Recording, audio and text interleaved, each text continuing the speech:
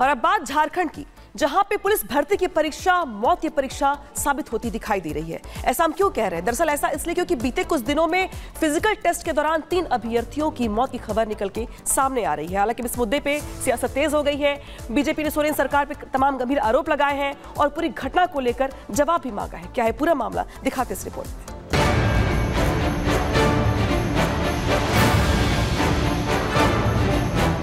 राज्य सरकार नौकरी नहीं दे रही है, बल्कि नौजवानों को मौत दे रही है।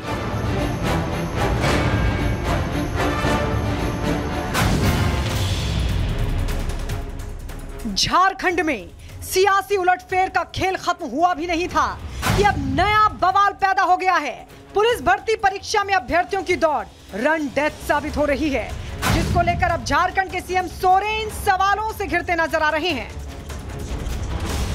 पलामू में आबकारी विभाग की कांस्टेबल भर्ती प्रक्रिया के लिए शारीरिक परीक्षण हुआ। इस दौरान फिजिकल टेस्ट के लिए दौड़ हुई, जिसमें कुछ अभ्यर्थियों की मौत हो गई। पुलिस ने जानकारी दी कि रनिंग के दौरान 4 अभ्यर्थियों की हालत बिगड़ने के बाद उनकी मौत हुई है, जिसके बाद बीजेपी ने कुछ और दावा किया और मामले ने ले लिया सियासी रंग। भारतीय जनता पार्टी ने दावा किया कि शारीरिक परीक्षण के दौरान 10 अभ्यर्थियों की मौत हुई है। कहा कि अधिकारियों के बेहतर प्रबंध न किए जाने के चलते मौत हुई है। बाबूलाल मरांडी ने सोशल मीडिया पर लिखा कि हेमंत सोरेन की कुव्यवस्था और जिद के कारण उत्पाद सिपाही भर्ती प्रक्रिया की दौड़ अब मौत की दौड़ बन चुकी है और राज्य के 10 बेरोजगार युवा असमय काल के गाल में समा गए हैं। 12 बजे रात से लड़कों को लाइन में लगा दिया जाता है और उनका जो नंबर आता है दूसरे दिन 10-12 बजे, और उसमें भी 60 मिनट अर्थात 1 घंटे में 10 किलोमीटर की दौड़ लगाई। जैसे लड़का लोगों ने बताया कि मिलिट्री में भी उतना नहीं होता है दौड़, तो इससे यह स्पष्ट होता है कि भाई राज्य सरकार नौकरी नहीं दे रही है, बल्कि नौजवानों को मौत दे रही है। अब ये मौतें क्यों हो रही हैं, वो भी जानना जरूरी है।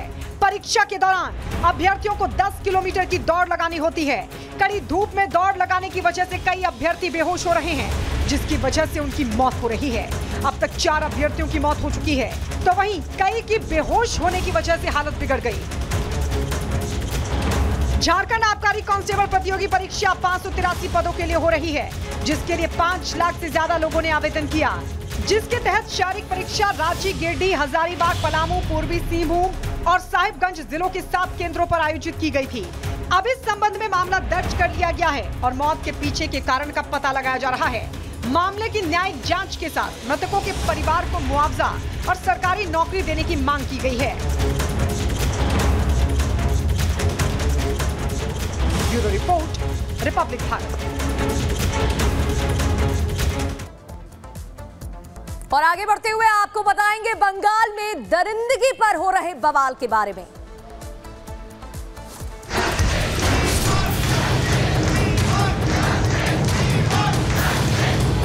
पश्चिम बंगाल में इस तरह के हालात बने हुए हैं और महिलाओं के प्रति किस तरह से अपराध बढ़ रहे हैं। जिप यहाँ पर प्रोटेस्ट कर रहे हैं। जो गंदगी हो रहा है चारों ओर, कोई महिला तो सुरक्षित है नहीं, तो उसी के लिए जस्टिस चाहिए।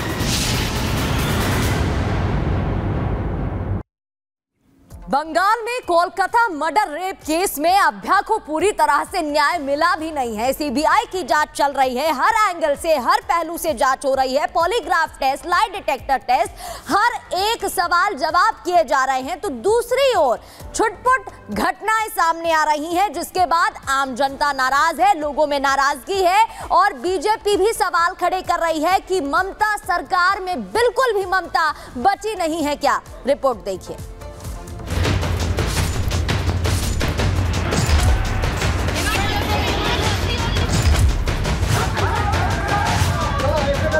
कोलकाता कांड की जांच अभी पूरी हुई नहीं है कि बंगाल में लगातार महिला अपराध के मामले बढ़ते जा रहे हैं। महिलाओं के साथ छेड़खानी और बदसलूकी के मामले बढ़े तो लोगों का गुस्सा फूट पड़ा। लगातार हो रही घटनाओं को लेकर बंगाल विरोध की आग में धधक रहा है। ताजा मामला बंगाल के कूच बिहार का है, जहां एक लड़की से छेड़छाड़ हुई तो आरोपी टीएमसी का नेता ही निकला। आक्रोशित लोगों ने हल्दीबाड़ी थाने का घेराव करके इंसाफ की मांग की। इसी बीच बीजेपी नेता शुभेंदु अधिकारी ने वीडियो शेयर कर इसकी जानकारी दी।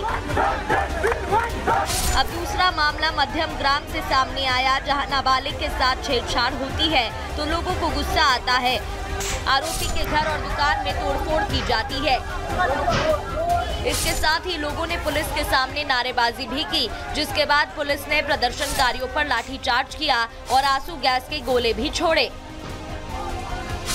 तीसरा मामला हावड़ा से सामने आया, जहां इलाज के लिए अस्पताल पहुंची नाबालिग के साथ छेड़छाड़ की घटना सामने आई है, जिसका आरोप अस्पताल के ही कर्मचारी पर लगा है। जब नाबालिग ने अपने परिजनों को बताया तो अस्पताल में जमकर हंगामा हुआ। मौके पर पहुंची पुलिस ने आरोपी को गिरफ्तार कर लिया। चौथी घटना बीरभूम की है, जहां एक स्वास्थ्य केंद्र में नर्स के साथ मरीज ने छेड़छाड़ की तो स्वास्थ्य केंद्र पर जबरदस्त बवाल देखने को मिला। स्वास्थ्य कर्मियों ने सुरक्षा की मांग को लेकर थाने के सामने प्रदर्शन किया। कोलकाता कांड के बाद भी हो रही ये घटनाएं ममता सरकार पे तो सवाल उठाती ही है, साथ ही ये भी दर्शाती है कि महिला होकर महिला अपराध रोकने में राज्य सरकार किस तरह विफलता के पायदान पर भी पीछे फिसलती जा रही है। डॉक्टर को इंसाफ दिलाने की कोशिश में जब प्रदर्शन किए गए तो टीएमसी ने प्रदर्शनकारियों को भगाने के लिए हर मुमकिन कोशिश की। छात्राओं और पीड़ित परिवारों से बात करने की बजाय पुलिस फोर्स तैनात कर दी, वाटर कैनन का इस्तेमाल किया, आंसू गैस के गोले तक दागे गए। ऐसे में सवाल उठने तो लाजमी है कि ममता सत्ता के शिखर पर रहना चाहती हैं, तानाशाही करना चाहती हैं, या वाकई कुछ छिपाया जा रहा है। और बड़ा सवाल ये भी है कि ये ममता की निर्ममता नहीं तो आखिर क्या है। Bureau report, Republic Bharat.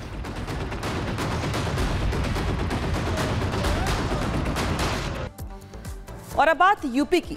UP के 3 जिलों में जहां पे आतंक का पर्याय बन चुके भेड़िए का अब अंत करीब है, तो वही दूसरी ओर इन सबके सरदार जो भेड़िया है, लंगड़ा भेड़िया, जिसके बारे में दरअसल कहा जाता है कि उसका जो निशाना है, जो हमला है, वह चूक है, उसकी दरअसल कहानी क्या है, आखिर कैसे बना वो भेड़ियों का सरदार, दिखाते हैं आपको इस रिपोर्ट में।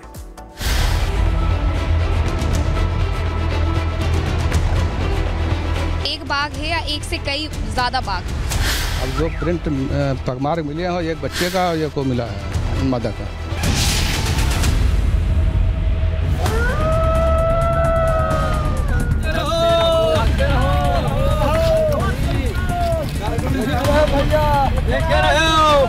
समूह का सरगना लंगड़ा भेड़िया आखिर आदमखोर नरभक्षी कैसे बन गया? ये भाई हमारे जान में, हमारी 50 साल की उम्र हो चुकी है, हमारे जान में ऐसा कभी नहीं हुआ। और ग्रुप में अगर किसी सदस्य का, किसी भेड़िए का किसी द्वारा चोट पहुंचाई गई या मार दिया गया तो उसके बदले की भावना में नरभक्षी हो जाते हैं। बहराइच के कई किलोमीटर के दायरे में जैसे ही सूरज ढलता है और रात हावी होने लगती है, वैसे ही लोगों में दहशत बढ़ने लगती है। वन विभाग और पुलिस के साथ साथ स्थानीय लोग हाथों में लाठी डंडे लेकर पहरेदारी करते नजर आते हैं। बहराइच में आतंक का पर्याय बन चुके भेड़ियों में से अब तक 4 दबोचे जा चुके हैं, लेकिन अभी भी इनका सरदार और उसका एक साथी पकड़ से दूर है।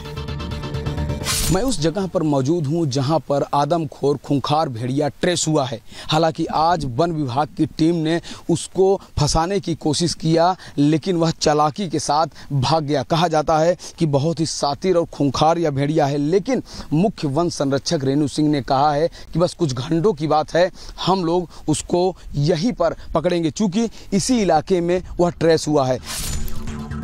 कहा जाता है कि वो लंगड़ा भेड़िया ही है जिसने अपने साथियों को इंसानी खून का स्वाद चखाया, जिसके बाद मौतों का सिलसिला जारी हो गया। लेकिन ये बात समझ से परे है कि वो अचानक इतना आक्रामक क्यों हो गया। कहा जाता है, लोग देखते भी थे कि लंगड़ा रहता है, लंगड़ा रहता है, लेकिन ये अचानक कैसे मन बदल दिया, क्या करता है और आदमी पर हमला कर रहा है। कहा दिया पूरे देश में दहशत बनी हुई है, हर लोग दहशत में रहते हैं, 24 घंटा दहशत में रहते हैं। ये भाई हमारे जान में, हमारी 50 साल की उम्र हो चुकी है, हमारे जान में ऐसा कभी नहीं हुआ जैसा आज हो रहा है। बताया जा रहा है कि लंगड़ा भेड़िया अपने झुंड का सरदार है और वो जो कहता है उसके समूह के साथी वही करते हैं। लेकिन अब सवाल यह है कि जिस इलाके में इतने साल से भेड़ियों का झुंड रह रहा था, अचानक से वो इतना आक्रामक क्यों हो गया?